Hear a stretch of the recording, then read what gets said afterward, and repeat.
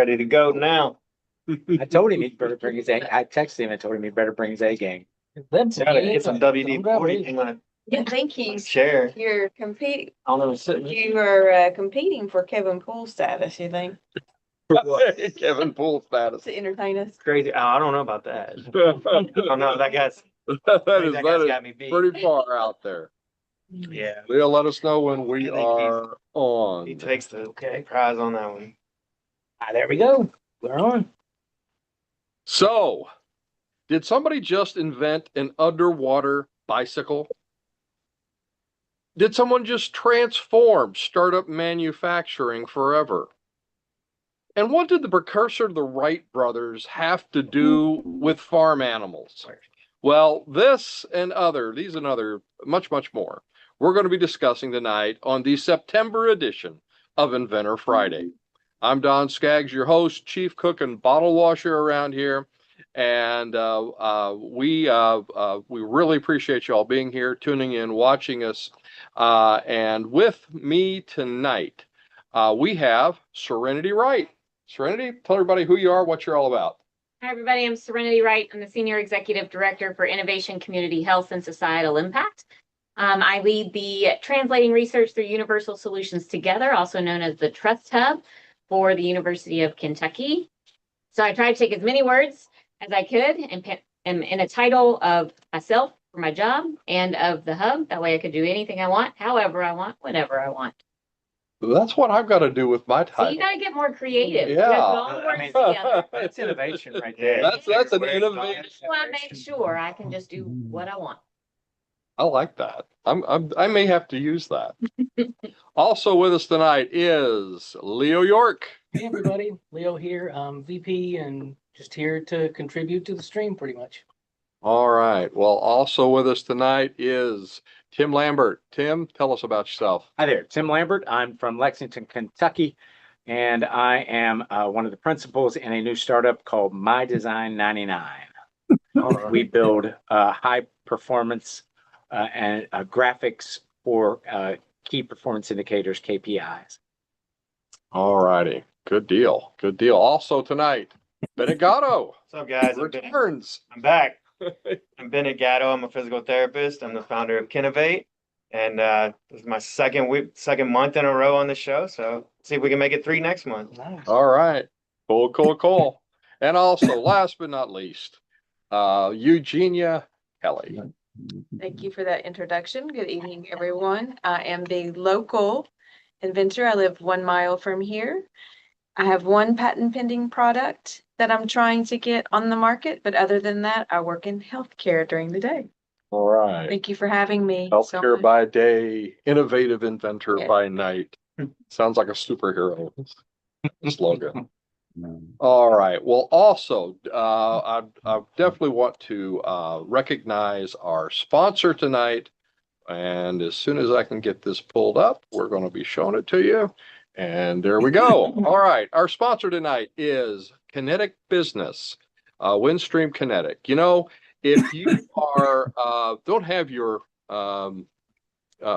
name, your company, your presence on the internet, and if you're not using digital tools in the 21st century, well, that's like not having your name in the phone book in the 20th. So Windstream Kinetic can help you with that. They provide us here at our facility with 1 gig internet. And I'll tell you, it's a wonderful thing because now we can do this live stream. So you definitely want to check them out. 1 gig fiber internet, just $99 a month. Check them out at business.windstream.com or kineticbusiness.com. Also, you definitely want to check out our website, kyinventors.org. Because we have all kinds of really cool stuff going on. We have different programs we're doing all the time. We have our Invent Appalachia project ongoing. We have, if you're in a rural Kentucky county, by the way, hey, give us a call. And we have some of the coolest swag in the Inventorverse that you've ever seen. So you want to check that out. Did you miss a meeting? You see, did we have some kind of really great speaker and you really wished you could have gone? Well, you can see the replay now. We've got them all up on there. So you can click and shop the replays, and we have upcoming events. And a shout out to George Mulder, one of our own folks here, for helping us get actually ahead on a lot of our meeting announcements. We got stuff going on in October, and you can actually check all that out on our upcoming events. Check it all out again. Become a member at kyinventors.org. So with that, I am going to pregnant pause here. We got some other announcements we want to do. We want to talk about some innovations in history. Well, this first one here, we're gonna crank the Wayback Machine to September the 5th, 1885. Sylvanus Bowser. That's a cool name. Well, wait till you hear the middle name, because I'll pull that up in a second. Made his very first sale of a gas pump invention to a service station in Fort Wayne, Indiana. So let me pull that up right fast here. And Bowser. Now, not only that, so let's see, that's not him. But this was actually really kind of a cool article about it. It was 1885. This gentleman drew a day's supply of water for his wife before heading off to his sales route. Must have been a better way, he thought, to haul up the water bucket from a deep well. So he came up with a pump that dispensed water through a flexible hose from a 50-gallon storage tank housed in a wooden box. I would love to see what that would look like in 1885. Bowser had sudden insight. Could he do this to handle kerosene?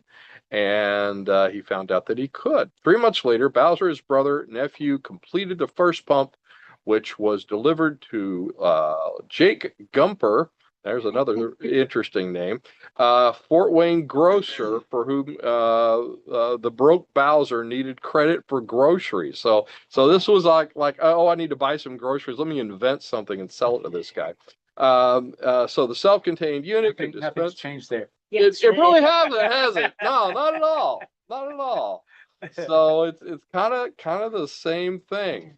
Let's see. And this is his actual patent here. So this is the actual product that he had. Yeah, isn't that wild?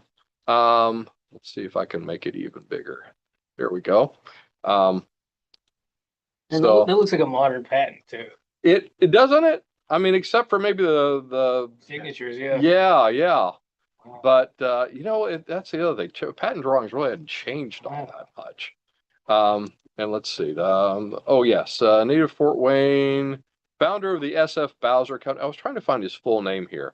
Oh, here it is. Here's his full name: Sylvanus Freelove Bowser. So yeah, if you like the first That is two so names, cool. that third name is just.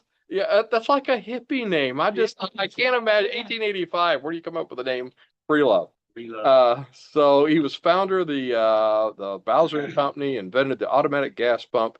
And this was interesting. Rather than stopping at what we know today as gas stations, consumers had no choice but to buy gasoline at the local coal yard or lumber company.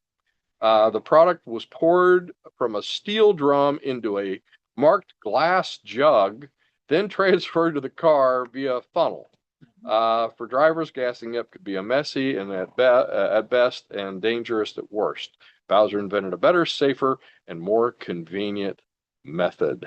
Let's see if I've got There's one. still lots of developing countries that use that original method, Wow. but it's Oh, wow. plastic. Really? Containers, yeah. Plastic containers Yeah, and and a funnel. in a funnel and just let's pour it into the. Yeah. Yeah, that's kind of scary, isn't it? That goes back to the COVID videos when people were just filling up plastic buckets of gas at the gas station. Right. What are you gonna do with that? Yeah. Use a Yeah. funnel, I guess. Yeah.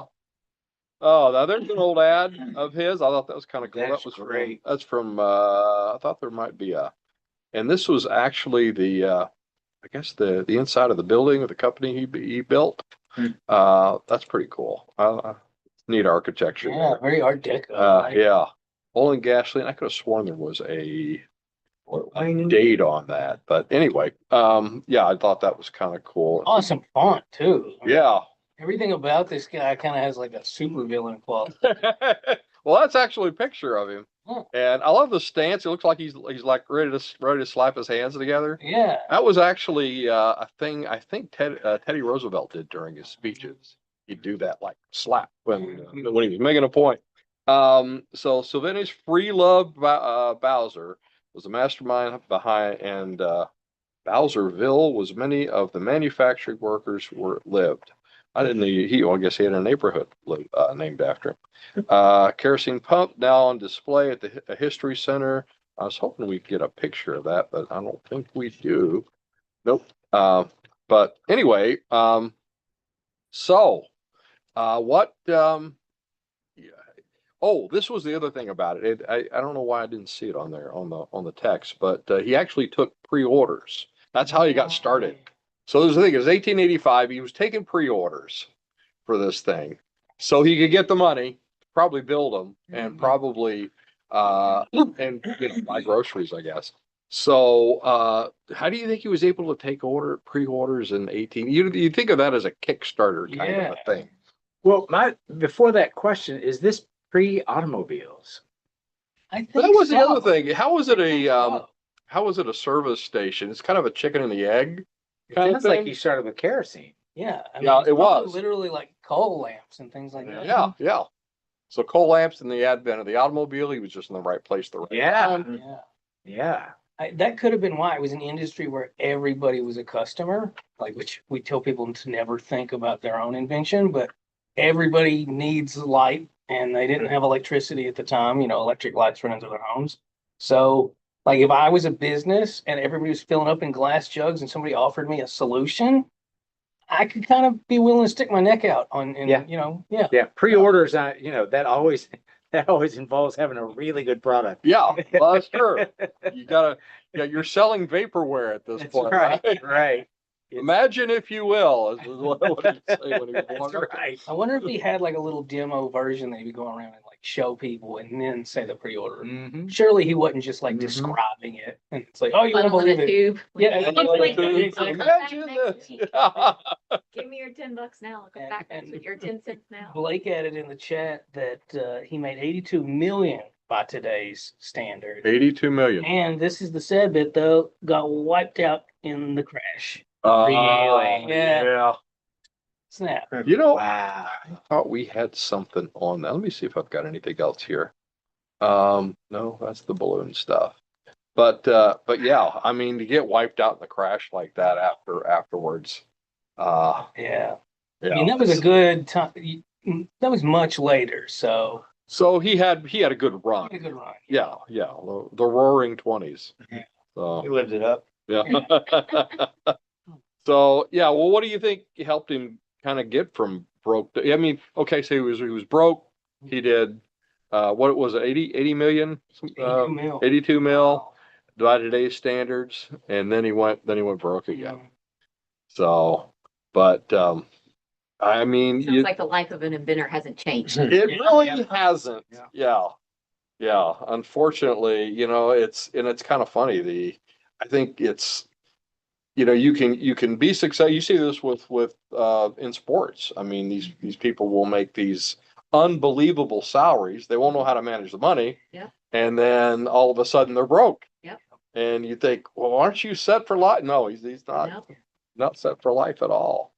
So, yeah, what do you think? How do you think he got to build that up from scratch like that, though? Do you A think lot of it was pre-orders, I guess. a lot of pre-orders? Probably desperation. Like he was hungry, and so he became like entrepreneurially hungry. Yeah, So yeah. interesting. 4 million. Did detect a bit of an ego Yeah. Oh, with the Bowersville. yeah. I get that though. If I had my A whole lot of thing, them- I'd probably do the same. A lot of them. Bowser and Freelove, like, live that up. dude. Right. Might as well. I love it. I love it. Oh, actually, didn't they do that a lot? I want to say Hershey's was around then. A lot of these companies Didn't they did. name Hershey, Pennsylvania after? Yep.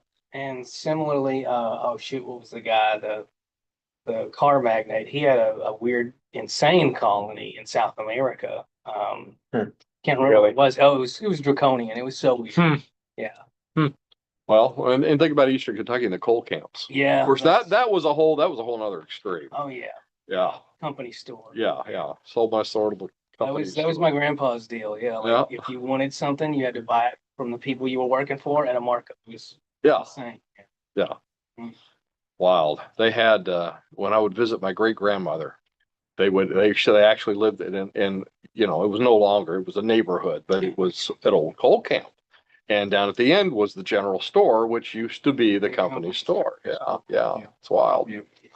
So anyway, all right. Well, the thing about the pre-orders, you said, how do you get there? The pre-orders definitely helps with receivables. yeah. So I guess he would have to build a lot of trust. Yeah. In order to do, hey, pay me 20 today and I will deliver on Thursday a new gas pump.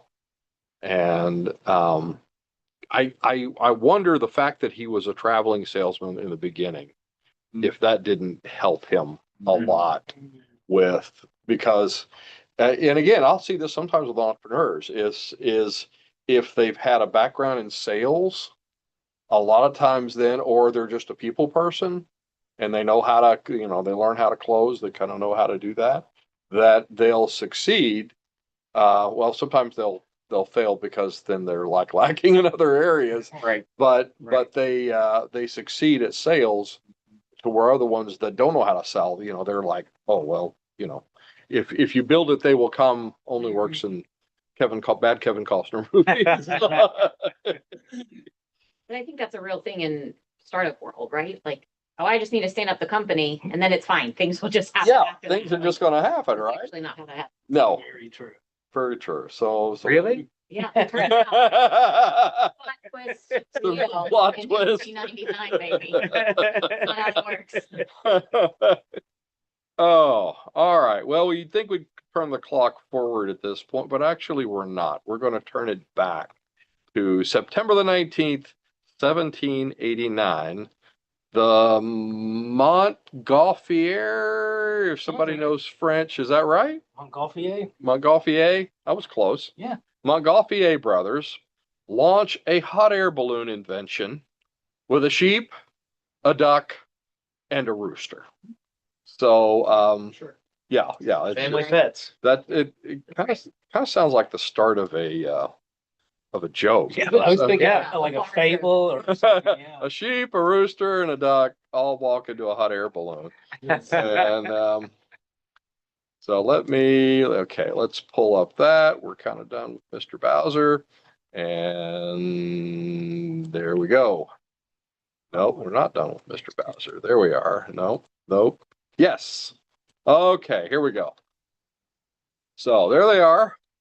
The Montgolfier brothers. Still getting it wrong, probably. Etienne. So there were a couple of brothers, balloonists, pioneers, balloonists, and paper manufacturers. I think this somehow may play in a little bit.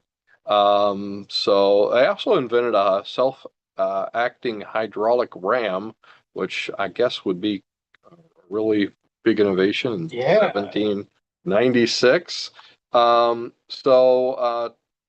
they're working on hot air balloons. So to make a public demonstration to claim its invention, the brothers constructed a globe-shaped balloon of sackcloth tightened with 3 thin layers of paper inside.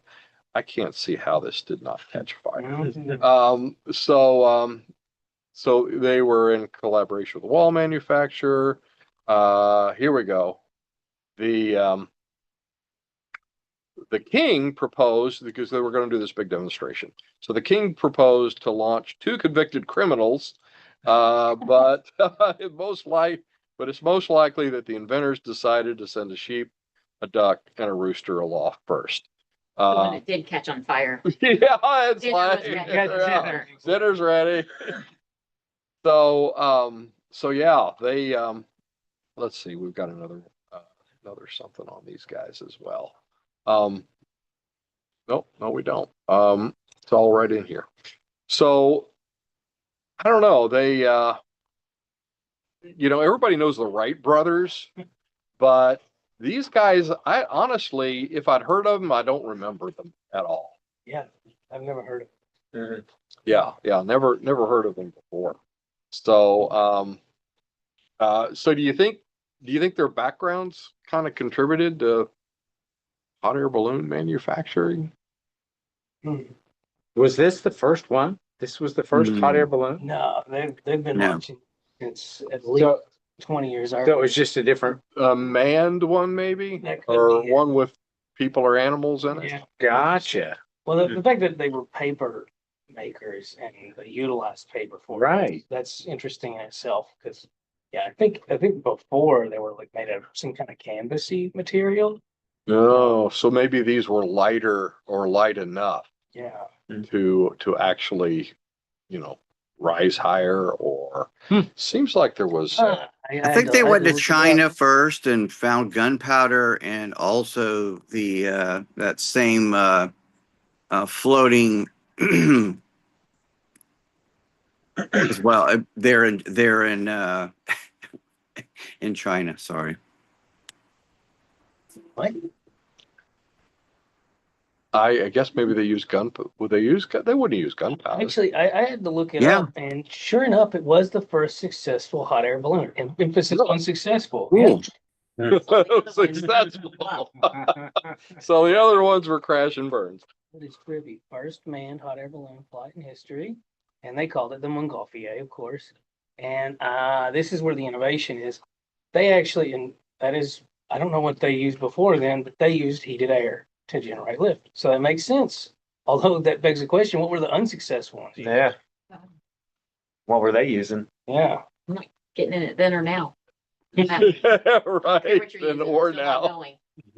That's true. They still use like fire. Yeah, I mean, it's it's still hot. It's a peculiar hobby. Yeah.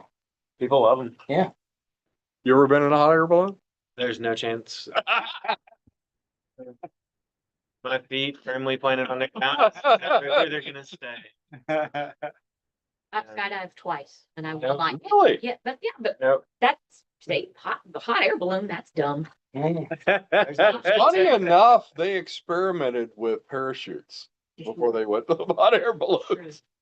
See, 70-75, he built parachutes and once jumped from the family house. Oh. Okay, but who hadn't done that with an umbrella? Yeah, I or a was gonna sheet? say. Right. Don't we all jump off something at some point? That's when you, and I get my first cast. Yeah. Oh, We all think we're Mary Poppins. yeah, of course.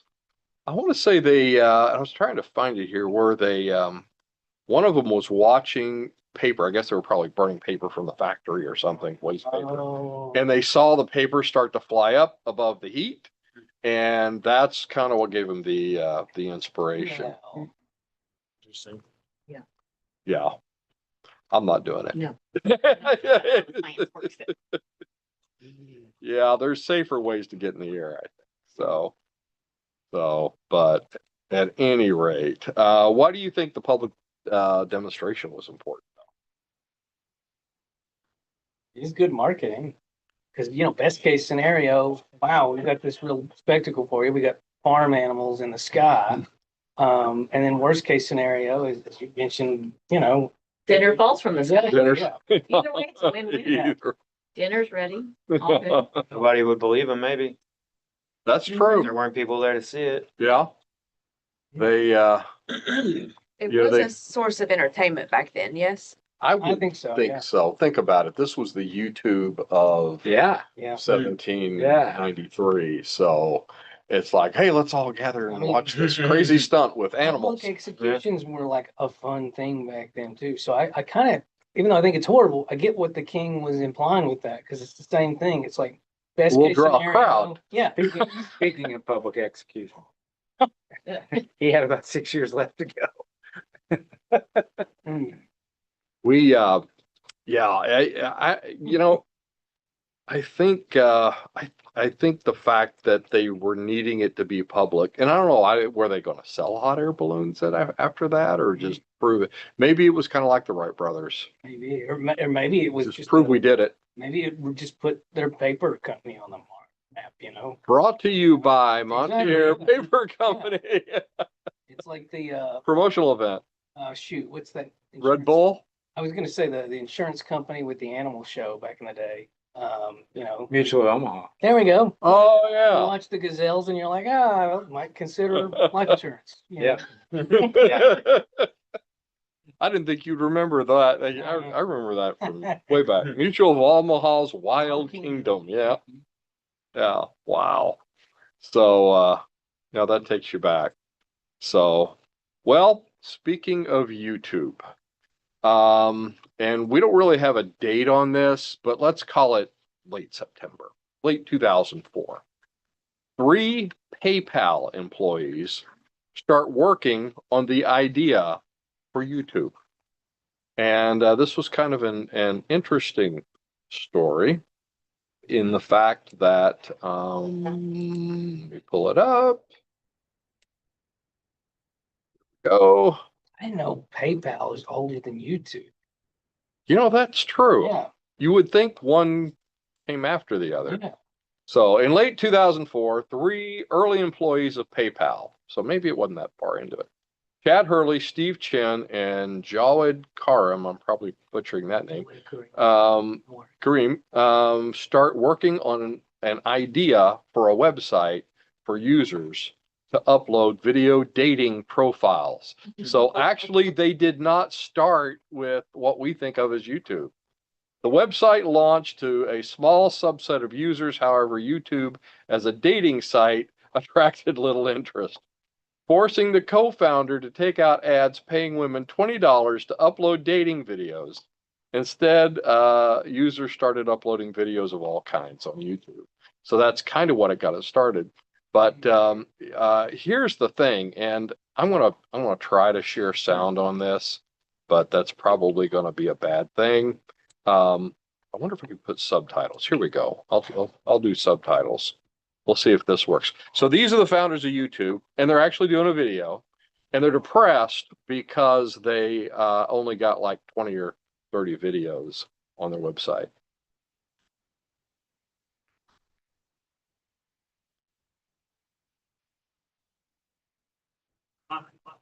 It's like I'm thinking, okay, so actually a user design, like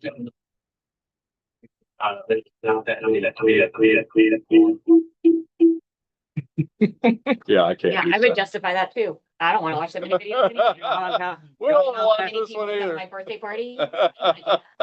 So they just called it all lame.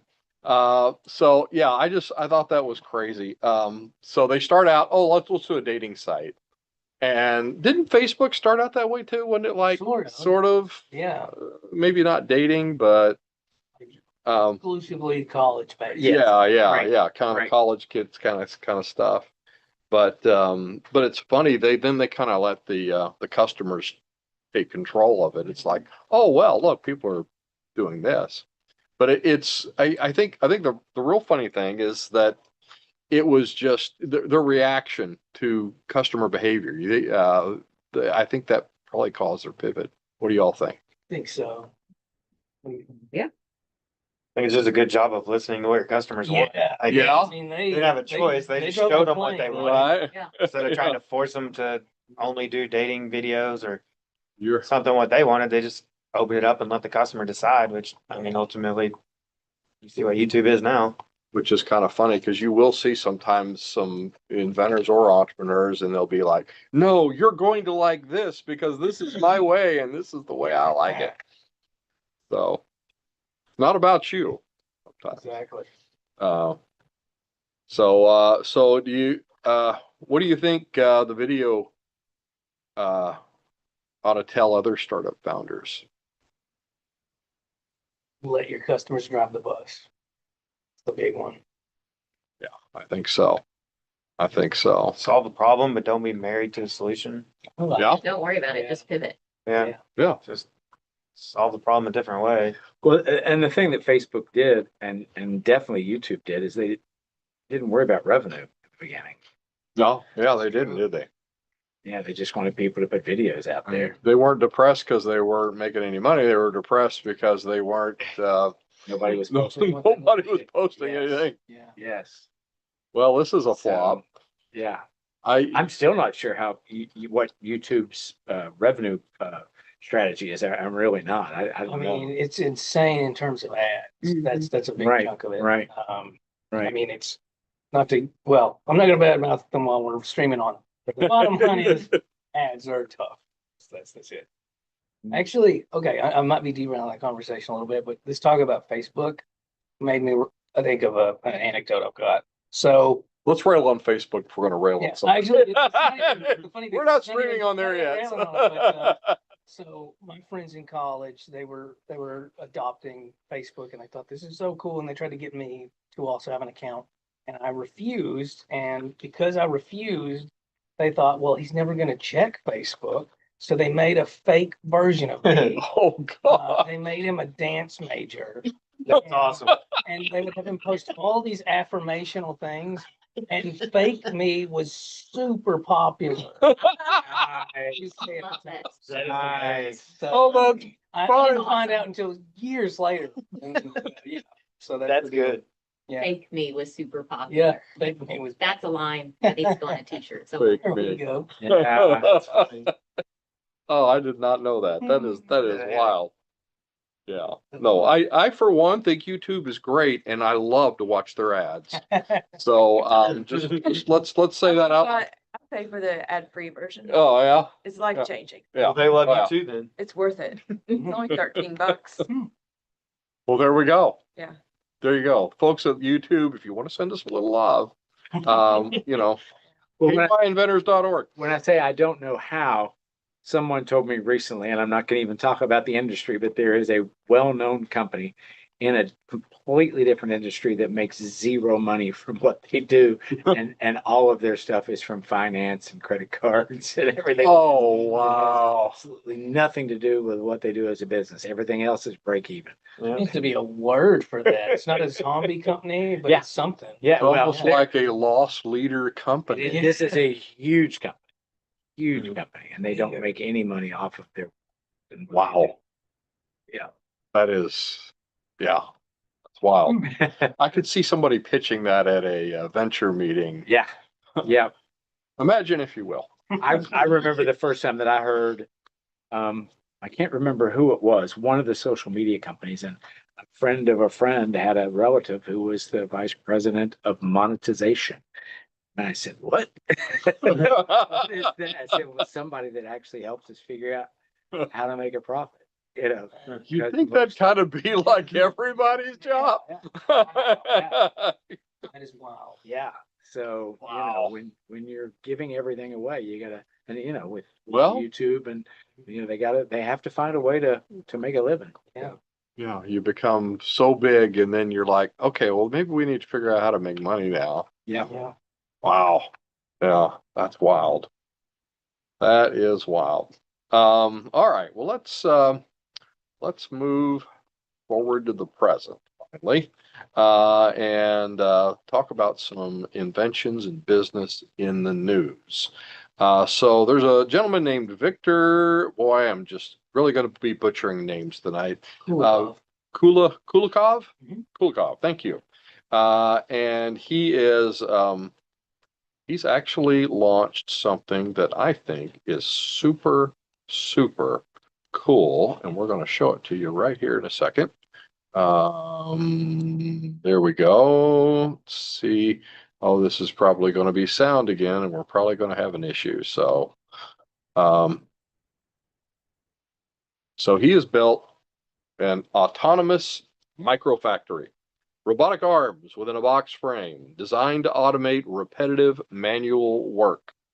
This robot you'll soon no longer need to assemble products in other countries. Robot can do this close to your home and even cheaper. Grippers can be swapped out with a soldering iron and a screwdriver. Oh, this is so cool. Basically, do almost all the things that people can do. Oh, wow. With their own hands. And there's some Gee. really, yeah. You can set it up, use the robotic arms. You're training the AI to do the task.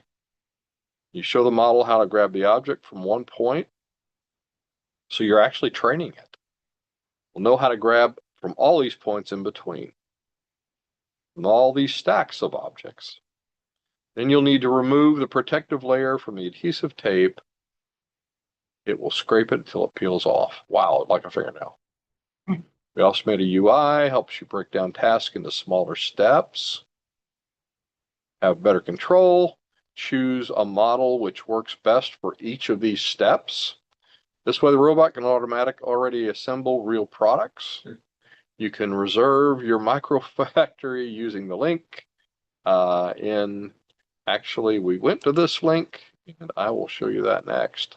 So this is actually the website, microfactory.com. Well, that's a good, how they got that domain. Paying for it. Yeah, I imagine. So right now you got to join a wait list, but this is cool. This is cool. Not much to the website. Would Is you that say, is that pre-orders? I would call that pre-orders. I wonder if you can build a gas pump with one of these things. So yeah, that's wild. I don't know. What do y'all think? Is this a game changer? I want We're one. making stuff. Very cool. We're gonna put you on the list. Yeah, super cool. Sign him up. Yeah. I mean, if IKEA made tiny furniture, this would be great. Oh, snap. Right. One brilliant thing they're already doing with their marketing is if you want to join the white list, you have to upload a video showing you how you're currently making things. So, I mean, think about that. There's going to Oh, be a he's just- before and an after for all of Yeah, that. he's just throwing it all into his That's learning. awesome. Yeah, yeah. Wow. With the IKEA Okay. thing though, I want to see the robotic arm, whatever, throw its hands up and like, we're missing a piece. Toss For sure. It's, don't make the robots angry. Don't frustrate the robots. That's really cool. I mean, it would transform the cottage industry. Mhm. That's what I For keep indie thinking. makers. Think about makers. Oh, I didn't even think about the maker spaces. Oh, Yeah. Right. Yeah, they It all ought to be all over this. Mm. But I mean, even beyond that, let's say you do have a startup and you're like, well, I can hire this factory to do this for, 5-6 figures that I don't have, or I can get one of these and they can like work during the night, like, All night, like with yep. elves. And Yep. Mhm. Is there a price Yeah. point that we know? that's a good question. I'm just curious. I mean, Depends on how valuable your video is that you upload. I guess Change it to so. Dynamic pricing structure. Already have one of those, you're more expensive. Yes, That's new, you're exactly. cheaper. Exactly.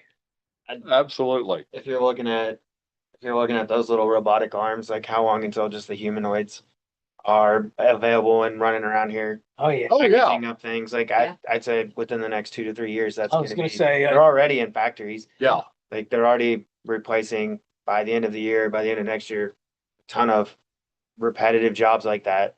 So, that one's stationary. It's only right here.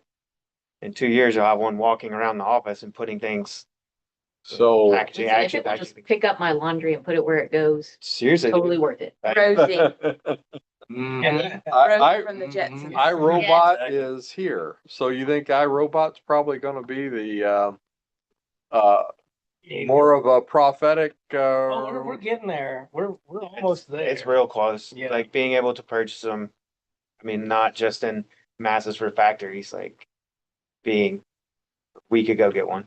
I will Yeah. love it and shine it and plug it in every Clean that night. baby up Yeah. every day. Plug it in every night. You think there'll be any pushback at all, though? You think there'd be? I don't mind it being in a box. I don't know if I want it run around my house. I know that's the thing. I love that product. Yeah. If it's right there. Stationary. Learn how to undo its Get- screws and Just don't train it. Just don't Yeah. train it. I don't want it to get up and get me during the night. Yeah. I already got one of those. She's 11. That's right. I need the Dang. robot to put her back Well, there's that, right? and pick up all her underwear on the way. Put her and her clothes back. Oh, Dave, goodness. I've lost a screw. Yeah. Oh, so yeah, I mean, what I really think is that just from a startup entrepreneur, this could be a game changer. Mhm. Yeah. I mean, what do y'all think? You think it's I mean, even How do you if think it's it'll- six figures, it's gonna, if this is what they say it is, it's gonna revolutionize creating things, like period. Startups are gonna be able to not have to outsource everything. Yeah. Yeah. Imagine it's just leveling every playing field when it comes to all the things that you used to cost so much. Especially if you put it in tandem with a 3D printer. Oh, Yeah. yeah, there you go. Exactly. Oh, Yeah. you got the 3D printer, now you got the assembly. Yeah. You've So got, what's missing You is got where a, you got a can make it go. factory in your garage. Yeah. Yeah. yeah. Yeah. But how can you scale it? Well, that's the thing. Once you get to the point where you can afford to outsource, then you do. But that initial growing pain, that's what it would really help. I still see it being expensive. Oh, yeah. Yeah, maybe. I've got a hunch it's six figures. Got it. Yeah, so it's Yeah. Mhm. Is there anything online that's saying what it might I'm cost? seeing other iterations that are 300 grand. So Oh, so you know this one's gonna be, yeah. So it's the gonna cheap be- versions are pretty. I'm sorry, but your parts and labor is Yeah. low. Yeah. There's not a ton there. I mean, Yeah. Well, okay, let's your feedback say, mechanism, you got feedback mechanisms that have got to be pretty good. yeah, In terms of sensors, that part would be difficult or expensive, but just putting the arm together. I wouldn't think it would. And I mean, who's to say there'd have to be ROI there. So let's say 300,000. And now it's made enough, it's done enough work for you during the night where you've made 600,000. Well, you just go buy another one. Another one, yeah. Yeah, and then now you got two. And this is an emerging technology. Like how long? I mean, I remember when 3D printers were obscenely overpriced. And That's now, true. At some Three- point, this might be a lot cheaper. Especially, here's a thought: you use the one you buy to make more. Yep. I love it. I love it. Build more of what you are. Mhm. Oh, well, there we go. I mean, gosh. All right. Well, let's see. What else do we have? Well, there's an underwater bicycle. So this is an underwater bicycle that is actually making waves. And let's pull that up. Here we go. So, underwater bicycle propels swimmers forward at superhuman speed. French company Seabike has developed a swimming device that uses your own leg power to accelerate you through the water at superhuman speeds. This crank-driven pusher prop looks a bit like an underwater unicycle. And that's not really doing it justice. I don't even think that. Not to be bigoted, but that sounds like such a French concept too. I'd like to know what superhuman Yeah. means. That Yeah. going really fast. Right. So he's throwing it in the water. That's how fast it goes. So it floats. That's a plus. Guys I gotta don't go think to the it's side. sinking. He's got to go underwater after it. Can't imagine that you're going that. It's kind of like a bike, going. And then 10 his little speed. belt goes around it. And I'm glad he's got a snorkel so he can breathe. Yeah, that's Aquaman, all right. Super. Doesn't seem to be going for. I don't think Oh, those are superhuman. Yeah, well, how speeds. many knots is that? I don't know. Yeah, I'm a no thanks to this device. I, I'll pass. so now that the first time I saw this, I thought, oh, that looks really cool. Now that I'm seeing it again, I don't know. It looks a bit underwhelming. It turns you into a Happy Meal for sharks. This thing has a tail. Yeah, I don't know. this qualifies as lunch. Yeah, no, I'm kind of with you It on does that. look like a great workout, though. Yeah. Yeah. Well, I would Even like imagine. for your home pool. Yeah. It looks like a Yeah. great Yeah, workout. what's the physical therapist say? Oh yeah, I was actually pretty intrigued at first Low impact, dude. because I do see quite a few people with for aquatic therapy, but in this case, you need people who are most likely injured or in some way not performing correctly. Now put on a snorkel and Mm, Yeah. face down in the water Yeah. and keep that on him. So I just don't think it's gonna work Yeah, that might be. for You know, that it's superhuman. for that use case. Yeah. Yeah. You definitely have to perfect the flip turn. Yeah. How you gonna Exactly. I lost one today. Oh, so fun toy or useful tool? I think I know I- the answer. I'm not sure either one of those qualify. Maybe it's not even fun. Yeah. It's for the guy that has everything. So, Bougie toy. Yeah, I don't know. I don't know. I feel like I need to try it before, because right now it just doesn't even look comfortable or fun. no. It looks cool for about the first few seconds, and then He was always underwater also, right? Yeah, he was Uh-huh. always down, but Yeah. he had a snorkel, but yeah, he was always under. Yeah. mm.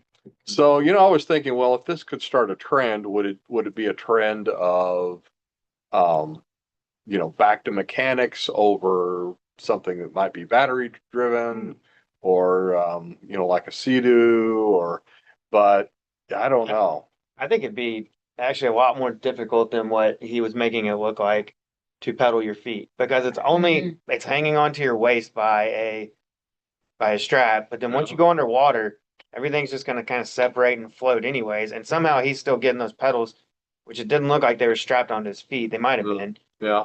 I guess if it has straps, that's a little easier, but then you're pushing and pulling instead of I'd be underwater while terrified to you're have flat. something buoyant strapped to my feet. Yeah. That sounds like a great way to. Going upside Yeah. down, not being able to fix it. Yeah. I don't know. It just didn't seem very Well, isn't it user harder? friendly or practical. Yeah, and I just happen to think it's harder to move underwater. Certainly. So, would it be harder to pedal underwater? It's 100%. easier. It requires more effort, Yeah. but you can move with more buoyancy. So like Mhm. things you can't do on land, you can do in water, Yep. but water does provide constant resistance. Yeah. Yep. Which is why they do water therapy. Yeah. Yeah. Well, it just unweight the body. Yeah. Yeah. I don't know. I'm Yeah. undecided. I'd like to see a kind of a throwback to mechanical fun things instead of everything wired and everything electronic. But then again, if I want to get across the water, I may want an engine.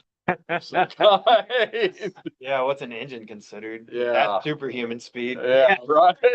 Yeah, right. Boat be considered. I really thought he was gonna like, Yeah, be Yeah, zipping. same. Yeah. Yeah, I expected more When I saw the propeller, I started saying, I'm not sure how superhuman. propellers. Not really all that big. Oh, goodness. All right. Well, last but not least here, we've got a story about Kodak. And pull that up. And that is, thumbs down on me on the water bike. Iconic U.S. film company Kodak warns it may go out of business. The American company credited for revolutionizing amateur photography is warning that it could go out of business after more than 130 years. Rochester, New York-based Eastman Kodak offered a bleak picture of its financials and earnings reports and filings, tracking a second quarter loss, sending shares tumbling in early trading on Tuesday, August 12th.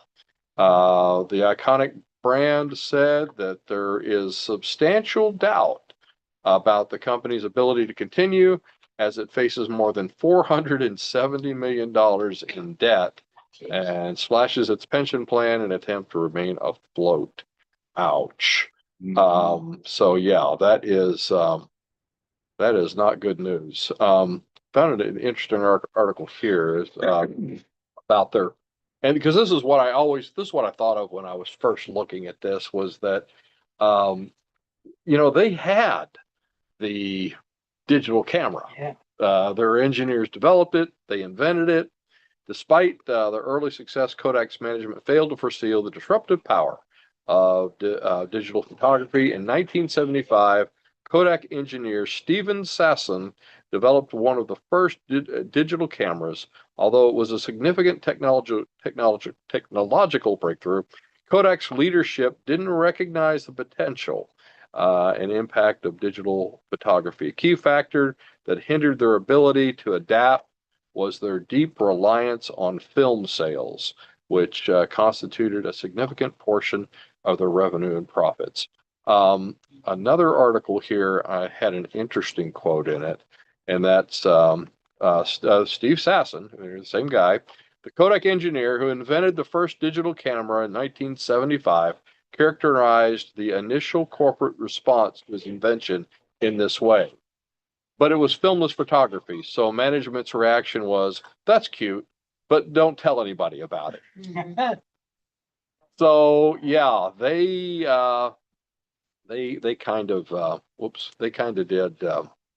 What not today? Yeah, that was. I mean, I've heard this story before a lot, but I mean, it's just sad to see, and it's kind of like they're circling the drain for the last time now.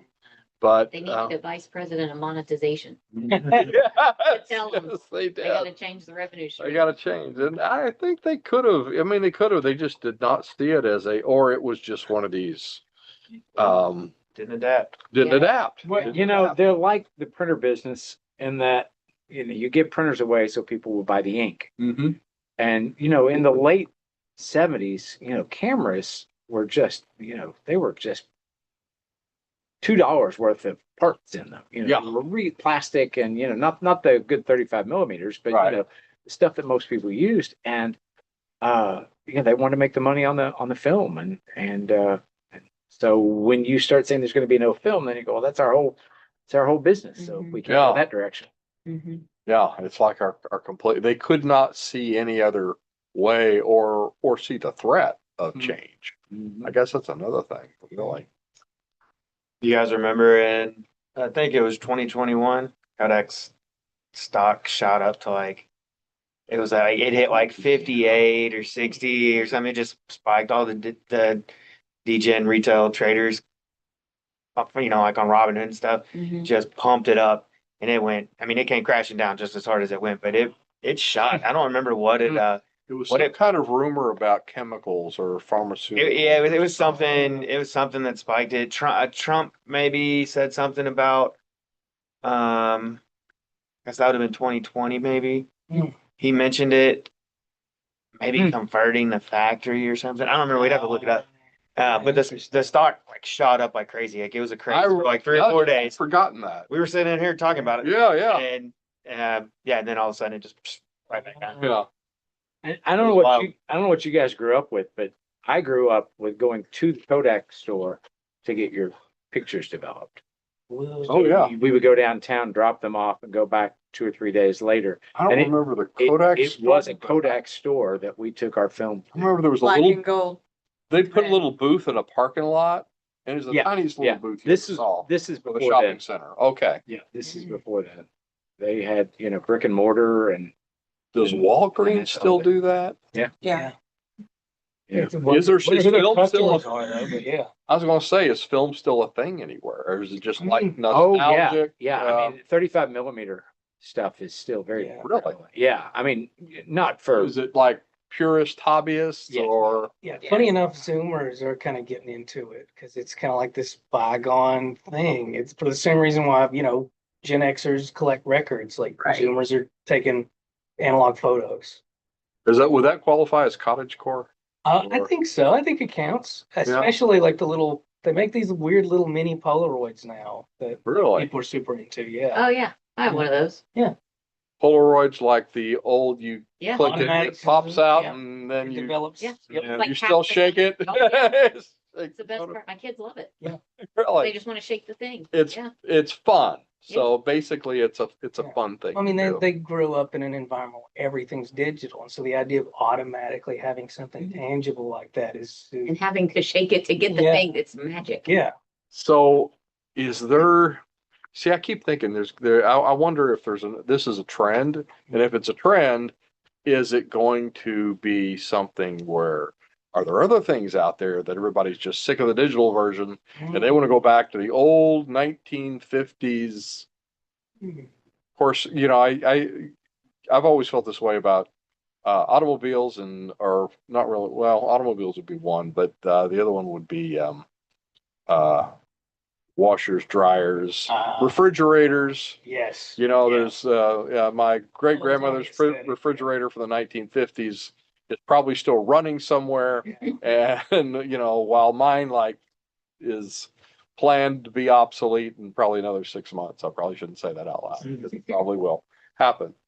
But I don't know. I wonder if somebody was to say, okay, we're going to make this like we did in the 1950s. Mhm. It's going to be very mechanical. It's not going to be not going to have all these bells and whistles, but it's going to be a fight for life thing. I saw a great video. I'm sure you guys have seen it. That was describing a guy who said, "What if we started out with electric engines, and then somebody came up with this idea for a combustion engine? No. It's going to have like 200 moving parts." Oh no. And he starts talking All about the reasons why. Yeah. It's like it's going to be lots of mini explosions going on over and over again, but you got to time it exactly right. And I want to see that pitched at a VC meeting in a parallel universe somewhere. Yeah. Imagine if you will. I just wonder if there's going to be a return to that, or if there's some other digital trend that's like, Right. okay, we're sick of this.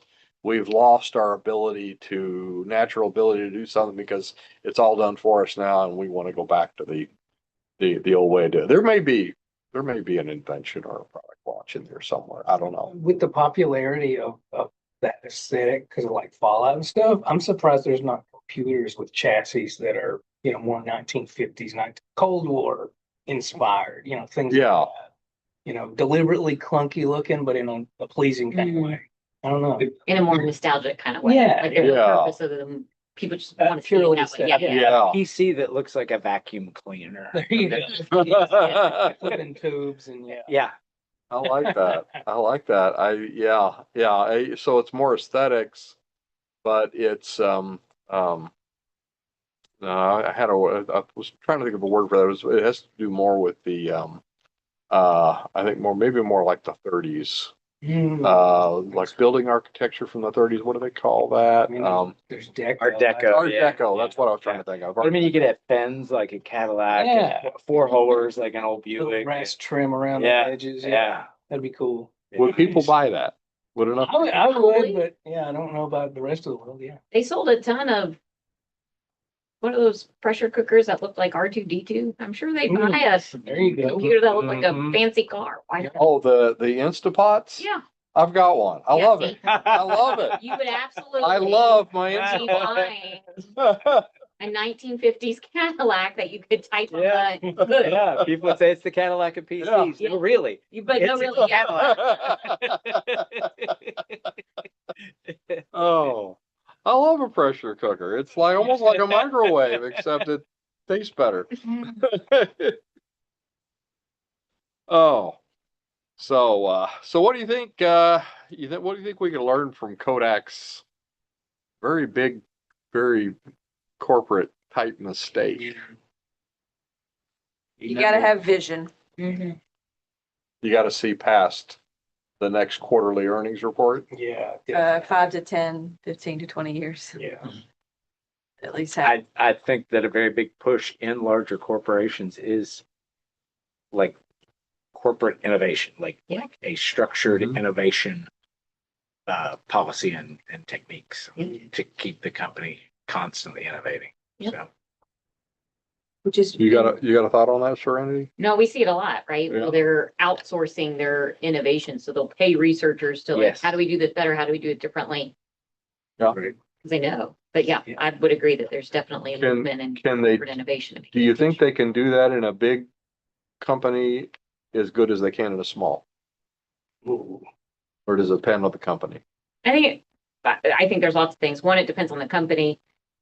Two, it depends on how you're defining good, because bigger companies can afford it, smaller companies cannot, Yeah. right? Smaller Sure. companies have to do more internally and do more with less. So if they are choosing to outsource it, can they get it across the finish line? Right? If it costs me 50 grand just to get a researcher to sign the dotted line, and I'm at 200 to finish the product, can I actually do that? And is Yeah. it worth me doing it? Or is it worth me from an IP perspective and a financial perspective, just to invest and figure it out myself? right? So I think it depends on how are you defining good, right? Mhm. And what is the purpose that we're trying to accomplish? Why would you, at what stage do you need to outsource it? Why do you need to outsource it? And what is the value add in doing that? Or you just get a micro factory robot. That's right. We'll create a lot of things. You know, there's all kinds of examples when you look at Java from started with Sun, but then Oracle. I don't know what they ever made off of it. I don't know, but huge innovation. When you look at all of the frameworks that are out there, Bootstrap, React, all those that came from software companies who just threw a few guys onto a side project, and they came from Facebook, and those products came from the largest software houses. I don't know if they make a penny off of it. And then the biggest example is Xerox. Because half of what we use in the modern world came from the think tanks of Xerox. That's true. I don't think they monetized it. The mouse, the user interface. I love the mouse story. Yeah. Steve Jobs going in there, and it was like they didn't even. Yeah, we got this thing in this basement. Right. Right. And they did Ethernet. So I don't know how much of that they monetize. So because you don't hear a lot about Xerox anymore. No. You think they're kicking themselves? I know. So those are huge innovations that Yeah. kind of just got thrown out into the public domain. Wow. Wow. Well, I think that's a good enough segue to talk about the stuff you've got going on. I'm going to pull up your website here. And so, Tim, just tell everybody about your company called My Design 99. Yeah, the reason behind My Design 99 is, as a designer, some frustration with my partner in trying to build really cool looking graphics that show data. And there's no way that he was able to make that dynamic. And I could make it dynamic, but I couldn't make it look nice. Oh. And so we wanted to come up with, it was really, really hard to do. We did it together, and it was extremely hard to do. And we said, with what you and I both know, we could make this something that is easy for other people to use. So on the screen that you see there, that's our editor. You start out with a radial design there that's got borders. That's a very specific one of our templates. If you scroll down just a little, you'll see a whole lot more templates that we have that are available that you can use to display your data. And so we came up with the idea of having a user interface. Yeah, you can click on the bars and the radials and the arrows. Yeah. So there's, if you click on radials, you'll see all the different ones that we have. Not doing anything. Okay. So, yeah. So, that's actually just a screenshot. That's just a screenshot. Yeah, that's true. So, and so we built this editor. And so you start with a template and you go through and you say, I wanted to have the numbers to have this particular font. I want the colors to look this way, and then ranges so that if a number is greater than 90, we want it to be red. And if it's less than 70, we want it to be yellow. And so you can see here, this is a finished product of what you can do using our product to build web pages and to build specifically PDF reports that have really snapping graphics, but they're dynamic. The page changes every time you display it based on whether the number is going to be 95 or 96 or 80 and we have an interface within the website. Someone who is more of a designer can go in and grab the graphics when they are logged into the site. And somebody who's more of a developer, we have APIs for different programming languages, for server languages, to be able to get those graphics to show automatically from your database straight into your web pages. So basically, I take all of this stuff down here, this gobbledygook that wants to make my eyes cross, and we take that and then we turn it into this really nice, yes, pleasing to the eye, graphical interface that you can just immediately understand. Right. And the whole point is to make your data snap so that immediately when you see a web page or a report, a PDF report, you immediately are drawn to the important information. Wow. And it changes based on that what is important changes based on what your numbers are. So cool. So cool. So what do you think was the hardest part of doing this was? Let's see, the hardest part is getting the product out the door. The hardest part, we built it, it looked great, and then making sure that it worked on it worked on phones, making it responsive. We talk about doing things to make it responsive. It's really hard to do. And so just getting a product that is a finished product and ready to be sold and out there, it is software as a service. It's a subscription service. Oh, nice. So, and making sure that everything is tied together and glued together and ready to go. And that last part takes a lot longer than you think it would. It's the last mile, isn't it? Mm-hmm. That's why. Well, I love the fact that you and the guy that you're working with really work on each other, off each other's strengths. Yeah, absolutely. John Michael Crawford is my partner, and I frequently will come to him and say, I've been doing this, I've been doing that. And he's excited. Then he shows me what he's done visually and I'm amazed. And so, Wow. yeah. Wow. What do you think helped you the most to get you to this point? That partnership. Yeah. Absolutely. That partnership of being able to keep each other excited as we push the technology forward, and as we build something that just makes people want to use it and to be excited about the visuals. Cool. So it's web-based, Yes. and So your customers would come here to this site? yes, anyone can go to mydesign99.com and sign up for a free account. You don't have to give a credit card to use the free account. And There. yeah. Right. And then you go in, you choose what template you want to start with, you give it a name, and you go in and make your own colors, and you are ready to go and just start taking those graphics and putting them into your own web pages or into your own document. You make dull websites look really good. Yes. Or you can hook, if you want to, you can hook. So if you have databases or spreadsheets or something where your data is changing, you can tie that in to where then it comes back and feeds back into your website. As your data changes, your graphics change. Yep. On the site. Absolutely. So it's all dynamic. Yes. And the potential customers for this, we have lots, but potential customers would be folks who want to create a financial report that shows very quickly where the problem areas are. And you want to come in for a quarterly meeting and, very quickly say, Coach, it's on you. Seems to be getting worse. You know what happens? They fire the software company. as a dashboard for students so that they can see their grades very quickly and say, wow, my son or daughter is really struggling in chemistry. And you can see those things immediately because the graphics jump out at you. Wow. Yeah, that's game changing. Cool. All right. Well, and if they're interested in this, they want to sign up for this. What's the website again? mydesign99.com. And if they use it and they have any comments that they want to send to us, we have they can send us messages through the contact page.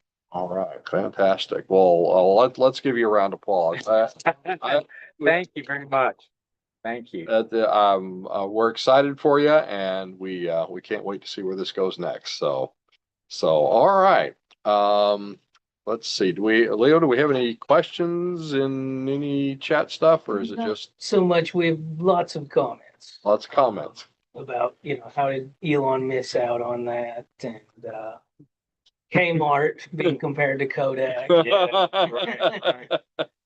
Steven says they buried the electric car battery in the 40s, deferring to successful ICE. Internal combustion engine. I took it. Yeah. Okay. Mhm. Interesting.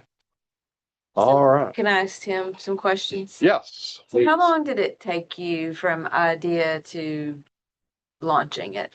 Well, the first thing that we had to do was to come up with our designs. So that part took us about a month. And then the next part was to start building a user interface so that we could edit the designs ourselves. And there we're about 2 months. So we're about 3 months in just as a proof of concept. Then we had to start building a product that is a website that can be used by other people. And that part took about 6 months and then probably 3 more to be able to make it a finished product where we're accepting credit cards. We're on a live server, we use AWS as our cloud service. So I'd say a year. Yeah.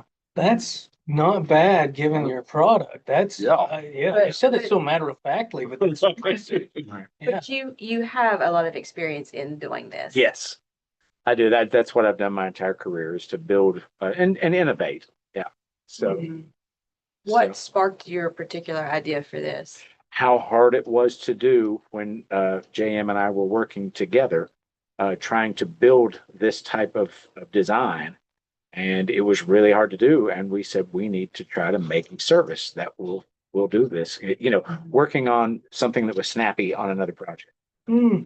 So like, would you make it talk simple. to like people in the horse industry? Like, who are you targeting and what's your plan? Well, the difficulty is that a lot of what goes on out there is not the industry itself, but the software companies that work with the industry. So we're targeting, there's 2 ways to drive the sales. One is through the end customers that say, we want this. And so we will be doing that to go out and showing people, administrators in school districts,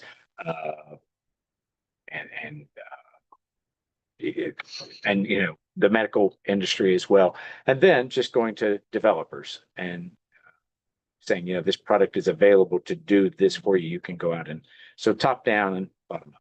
So Kind of finding where the pain points are and then yes. And Going one of the up from pain there. points, not, it's very reasonably priced. I mean, it is a pittance and for somebody in a large school system, they would be able to get in this and use it, for every kid, anybody that logs in would be able to go in, grab their graphics directly, they won't notice it, but directly from My Design 99. And, every kid in the school district or every parent in the school district can see the data through one account. And so, yeah. Well, I also love that you let people dip their toe in for free because I can't speak for everybody, but for me, from a customer standpoint, the big thing that puts me off of paying for certain softwares is the fact that they don't provide that option. And so it's a pig and a poke when it comes to Yeah, what you know you're actually what you're getting. Yeah. Right. So I love that. And it also shows that you're standing by your product, that you're permitting people to do Right. that. Right. for those of you not in Kentucky, a pig in a poke. Something you don't know what you're getting when you buy it.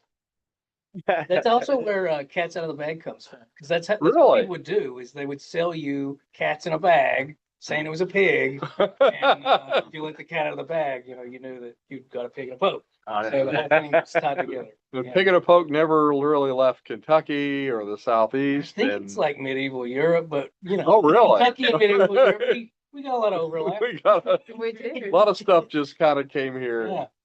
stayed. Funny. Oh, all right. Well, anybody else have any other questions for Tim? Final thoughts. We'll put Serenity in the hot seat again. Well, Any final thoughts? I think it was a great conversation. It's fun to talk about old inventions and still current ideas, processes, patterns, right? And how things go. Yeah. The actual infrastructure for innovation hasn't really changed. Yeah. And if somebody is looking for you and what you do, Yeah, go to the UK website, uky.edu, type in Trust Hub and it'll pull us right up. Trust Hub. I Yep. love that. Trust Hub. Yeah. Nice. All right, this one's pretty obvious, but I want to try something new. Out of all the current inventions, and it's down to 2. That's why it's obvious in this case. Which one would you actually pay money for?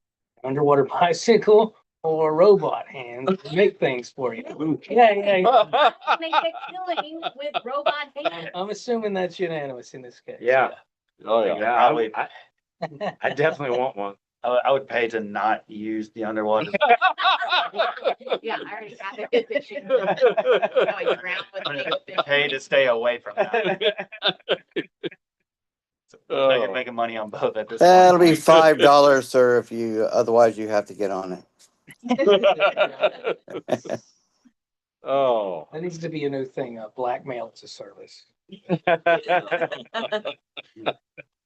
Oh, Tim, any final thoughts? No, thank you all very much for having me. Well, we Great to we'd have love you. to have you. We'd Great love to to have have you back. Bennett, what's going on with you? Just happy to be here, man. All Happy right. to be here. Another great Inventor Friday. Cool. Rekindling the relationships with old friends. Yep. Just wait till October. Oh boy. Eugenia, what do you got on your mind?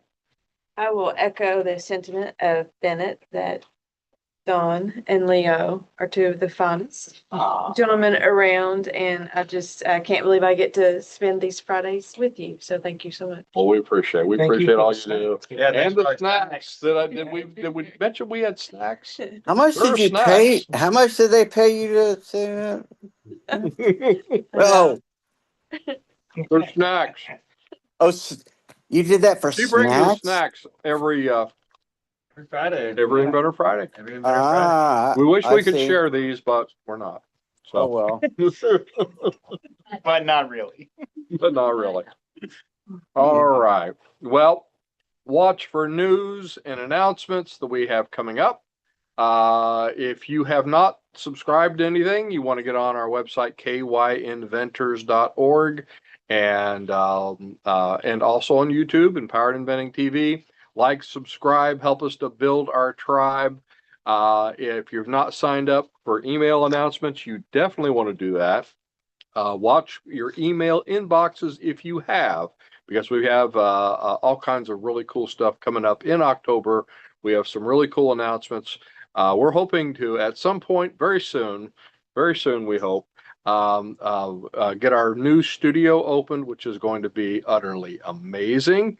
And so stay tuned for that. Our next open meeting is going to be on October the 7th. Check Eventbrite for that. You want to be able to sign up early.